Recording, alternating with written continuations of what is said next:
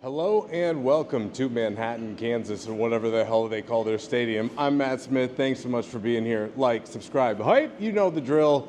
Another Colorado football season comes to a close. I'm standing in a little alcove because it's so goddamn cold. This is the only way I'm going to be able to do it outside and before I have to drive back. So, hello. Thanks for being here. Colorado loses again. They were 17.5-point dog today. They didn't play like that. Colorado had nothing to play for. Kansas State had everything to play for, and the Buffs came out and they fought really hard today.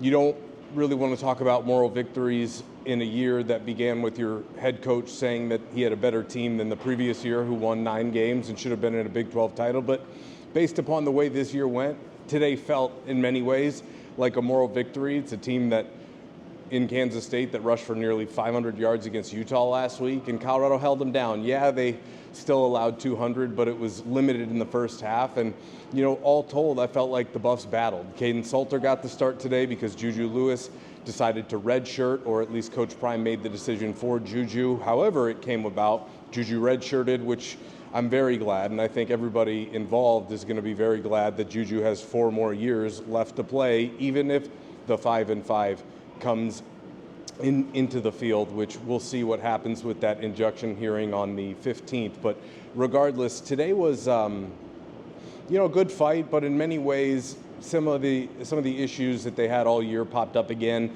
Couldn't buy a short yardage situation for the most part consistently when you needed it. I think Colorado was 1 of 3 on third down today, if memory serves.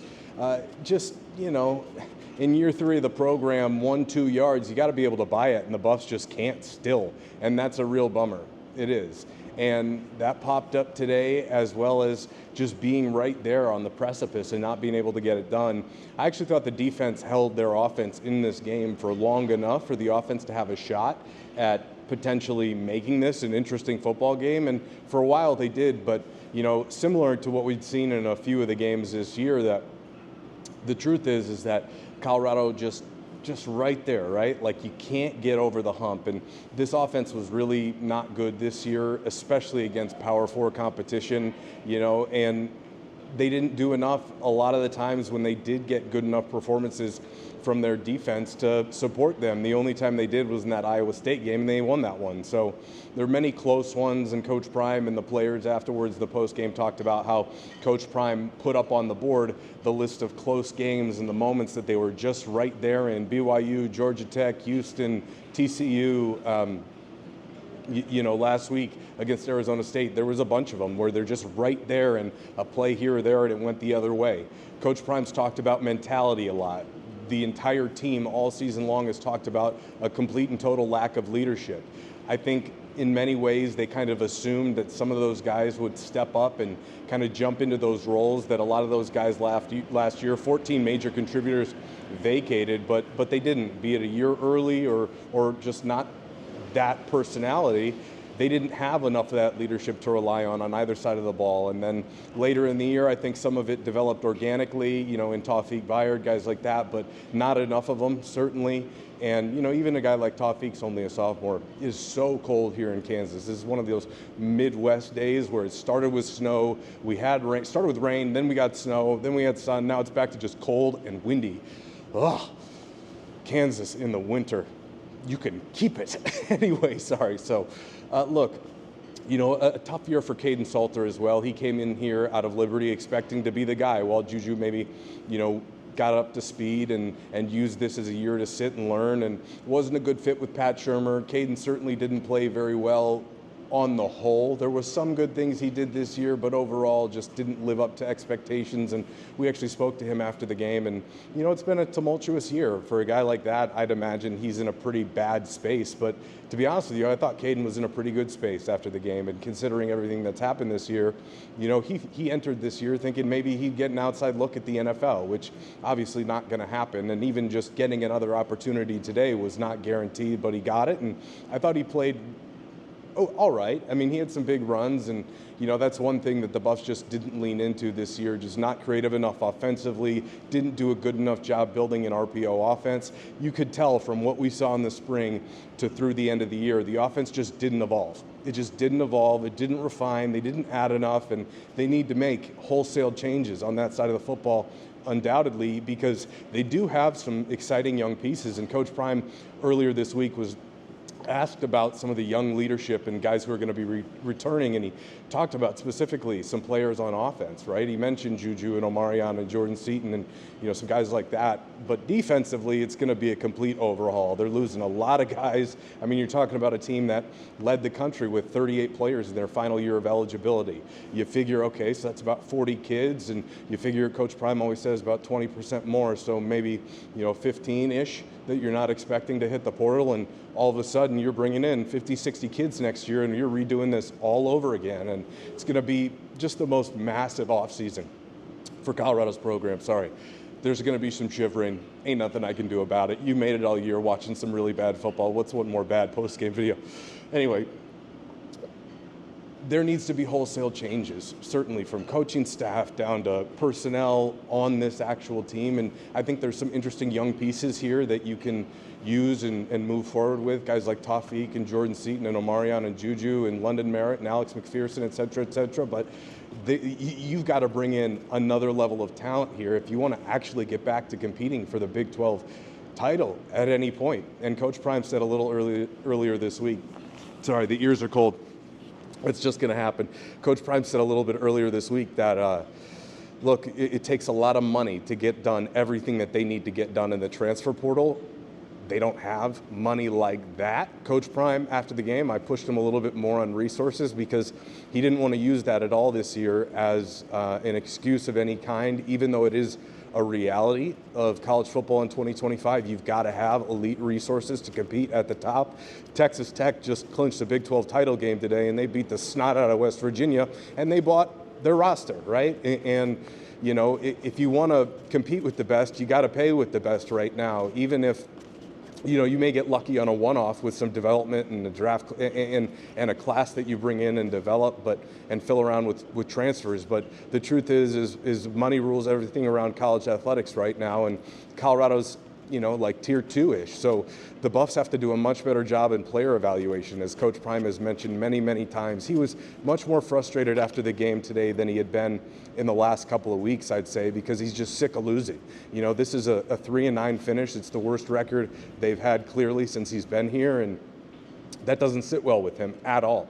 And I believe they've made their evaluations on who's staying, who's going, coaching staff-wise. They probably have some T's to cross and some I's to dot, but those changes are going to be made soon. Coach Prime said starting tomorrow. There was a rumor that was circulating online that they have a couple of different interviews with offensive coordinators today. We'll see if that pans out and what happens. Fans were asking me about, staff announcements, et cetera, et cetera. This is a program that doesn't really make staff announcements at all. We just kind of have to wait to see who shows up in the spring. Although if you ask me, this is the year to lean away from that and lean into maybe making some more formal announcements and keeping the fan base engaged, because this is not the year you want to push the fan base away and say, no, we got it. You'll see in the spring. You want their support. You want to ingratiate yourself to them a little bit more, and they need to do that. And I think they've been doing a little bit better job over the last month or so being transparent as the losses stacked up. Not to the level I think that most people want, and it doesn't even have to be there, but it does need to be a little bit more divulgent, in my opinion, this offseason. And we're going to see. Look, they lost a couple of their key targets in their freshman class for 2026, and Gavin Mueller and Emmanuel Ruffin, and whether or not those guys would contribute immediately, you do need to find foundational pieces here and core pieces here. So Colorado's going to have to do much better in the transfer portal this coming offseason than they did last year. And there's only one portal period this time, not two. So you better get it right. You better get it right. And it's going to be crucial, because as soon as guys hit the portal, it's going to be a mad dash. And if you're not one of the first schools that gets in touch with some players, you may just be out of the running, altogether. So, look, we'll see what happens. This is a monster offseason in general. If they don't get it done this offseason, who knows what it looks like next year and if it's even a viable thing heading into 2027 to look that far down the line, which is why it's so important with how much the university has supported Coach Prime and invested in this. And no, it's not to the level of these elite schools, but they put Coach Prime on the card. Colorado's not making money off of this. Colorado's got to find a way to make this work. And certainly hiring a new athletic director is going to be a big part of the process, and prioritizing somebody that can bring in those resources that you need if you truly want to compete for national championships in Boulder. So it seems far-fetched right now based upon what we watched this year, but we did just watch a team last year, albeit with some very special talent and some polished players who had been in the program, at least Coach Prime's program, for a while, that you can win in Boulder, but winning titles we haven't seen in a very long time, and certainly that's the standard here. So, we can talk about how this was a rebuilding year for Coach Prime and for this program, which it was, but that's not how they approached it. They were approaching it to kind of continue and find their continuity and consistency here to try and win again this year. And if you want to continue to win, it's just a lot of changes. You're going to have to make some tough decisions with probably some guys you're very familiar with on the coaching staff. It was reported a little bit earlier this week, and even a couple of weeks ago, the rumors started trickling in that running backs coach Marshall Falk will accept the head coaching job at Southern, which, if that's the case, congratulations to him. Coach Prime wouldn't confirm that for the most part, but we assume that that's coming. And, that's his home state. He gets to go back. Just 1 year for Falk in the program, but I thought he did a very nice job overall with his room in general. I mean, Colorado's running back room the last couple of years left so much to be desired. And heading into the season, it was my biggest red flag room. And to be honest, it was one of the positions where we really weren't concerned that much. I mean, to be quite frank, even after they lost Simeon Price and DeKalen Taylor, Dallin Hayden made some nice strides, and Michael Welch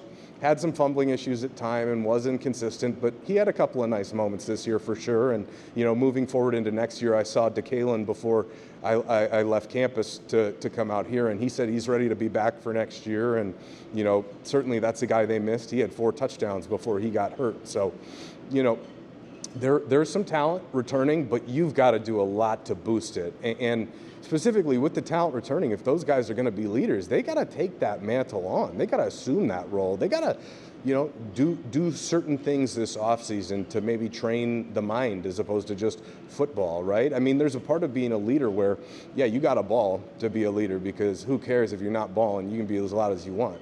The point is, though, you got to, the work has to marry that mentality. And Coach Prime was talking about mentality in the players they pick, in the coaches they pick. And he certainly talked about they have to coach better, right? They do. I mean, from a football situational perspective this year, there were so many times when they didn't get it right. They just didn't get it right. And moving forward next year, maybe there's somebody else who's helping, game day on the headset. All these programs have analytics guys and guys who can at least present you your options, whether or not you choose to go with that as a plan. At least you have those options and you're informed of what the possibilities are. And, get some nerds, stick them up in the box and just give them just have them read out your situations as they go. I mean, math's not a strong suit for many, so find somebody up there that can dial all that in. And certainly I raise my hand as math not being a strong suit. So look, I mean, there's a bunch of things they need to fix here: how they recruit, who they're targeting, what they're targeting, and how they want to play. Offensively, they didn't have a good plan whatsoever for this year. I think they overlooked just how important it was to build a system that's specific to what it is that they wanted to do, and thought that maybe they could just they needed to build a system that catered more to who they had as opposed to what they wanted to do. And I think moving forward next year, that's a big part of it. Defensively, that's what Robert Livingston wants to do, but unfortunately they struggled way too much with the running game this year, the quarterback run. And yeah, I think there was a big personnel problem. Linebacker room was just an abject disaster. Safety wasn't much better this year, although Tawfiq Bayard emerged as probably the best player defensively for this group. And you did have a nice story Terry at the end of the year and John Slaughter come on. So, look, there's tons to get into as we approach this offseason and what they need to take care of, but make no mistake, like, this is it right here. This coming offseason, this is it. Because if you stack 2 really bad years back to back, and this is a bad year. Outside looking in, this is a terrible season, okay?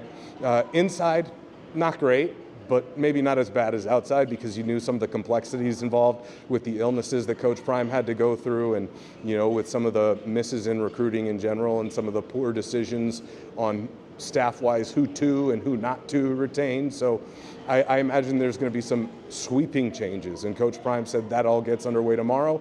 Do we hear about any of that? I don't know, but I know from fans that you're not going to be happy unless you see that. And I will say, from the perspective alone of just having different ideas, I know there will be different ideas in there next year, but it's got to be approach as well. Like it's got to be top down, a commitment of being all in. And I think normally they are, but when you have some issues like Coach Prime had this year, it's tough to really be all in.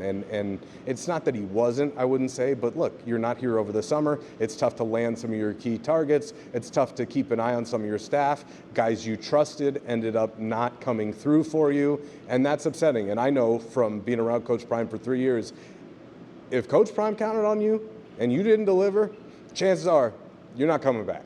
So I do expect some long-time ties of his to be jettisoned this offseason, so we'll see. Especially when they're friends of yours that you trust and put your faith in when you're going through such challenging times and, they tell you they got it handled and they don't. You tend not to trust those guys again, especially in a job like this. There's just no time. There's no time. You got to get it done, right, or get out, basically. So this is going to be a much more cutthroat program moving forward, in my opinion. The standard was already high, but I think it's going to be raised to another level coming up because there just won't be as much patience to get to the places that they want to go.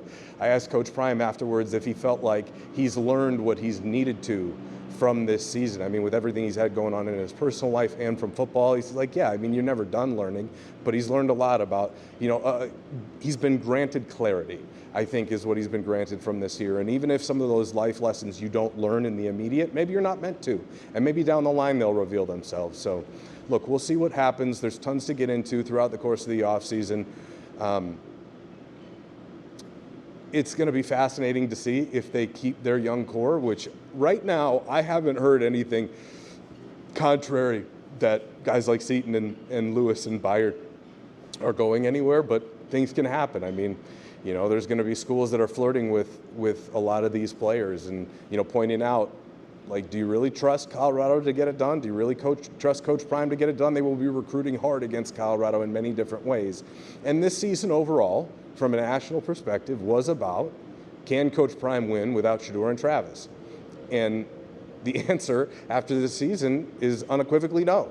He's got another opportunity to rewrite the narrative next year. I think he can do it. I really do. However, he hasn't yet, so until he does, doesn't matter what I think, you got to be able to get it done on the football field. So, look, it's been a very interesting season. No wins on the road. Came close. At home, not great. Only beat one Power 4 team this year. This regressed in such a huge way coming off a 9-win season and a Heisman and a Unitas trophy. It just regressed so much that you almost carry none of that momentum. Actually, you don't. You don't. You lost it all. You lost it all heading into next year. So that's tough because you're starting at square one again without elite resources and without momentum. So what can they get done out of scratch? It's going to be fascinating. No bowl practices and a whole bunch of work to do. There's tons more to talk about. There really is. I can't think straight because I'm so cold right now. Stupid Kansas. Anyway, to all you who supported throughout these last couple of years, really, it means a great deal to me that you keep showing up week after week to check out the content and to listen to what I have to say. And I always appreciate getting a chance to interact with you guys in the comments. Your support does mean the world to me. And make sure you reach out and just know that all that stuff, all those kind messages that I've been sent, over the last couple of years and all those great interactions with fans, I don't take any of that for granted either. Certainly, I feel fortunate to be the position that I'm in as well, to be able to interact with you guys and to help, at least provide some coverage of this team and what's going on in Boulder. And certainly, it's been fun, even though it's been miserable in other aspects like it is today. But that's kind of Colorado football. You take your lumps, get another offseason, just take your lumps again. I'm looking forward to that not being the case. We've had some really nice offshoot years, 2 of them. They've been lean in the amount of them we've had, but the ones that we got have been fun, even if they haven't necessarily been ones that achieved the ultimate goals in either of those years, be it 2016 or last year. But either way, Colorado needs to find a way to stop having so many highs and lows.